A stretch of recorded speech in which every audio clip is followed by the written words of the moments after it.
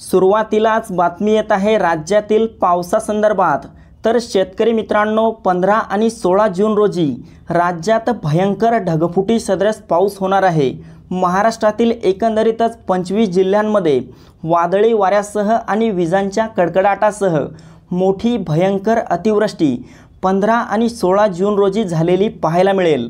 तर मित्रांनो, जाणून घेऊयात हा पाऊस राज्यातील नेमक्या कोणत्या भागांमध्ये होणार आहे याविषयी।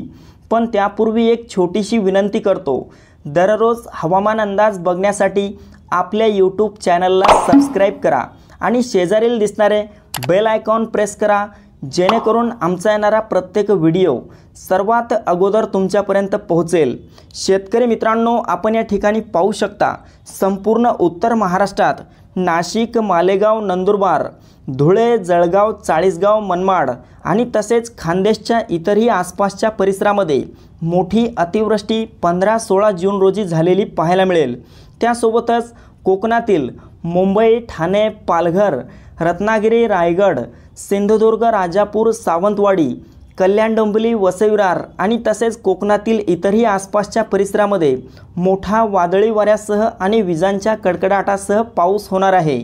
मित्रांनो, 15 आणि 16 जून रोजी हवामान खात्याने राज्यात ठिकठिकाणी पावसाचे येलो आणि रेड अलर्ट दिलेले आहेत।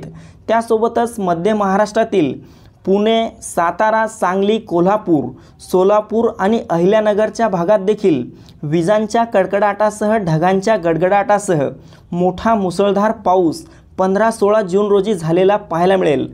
मराठवाड्यात पहिलेस्ता मराठवाड्यातील छत्रपती संभाजीनगर, जालना, हिंगोली, परभणी, नांदेड, बीड, लातूर, धाराशिव या सर्वत्र परिसरात आपल्याला 15 तारखेला हलका ते मध्यम पाऊस तर 16 तारखेला मोठा जोरदार पाऊस झालेला पाहायला मिळेल। मित्रांनो, जिल्ह्याचा उल्लेख केला म्हणजेच या भागातील गावांचा आणि तालुक्यांचा देखील यात समावेश झालेला आहे।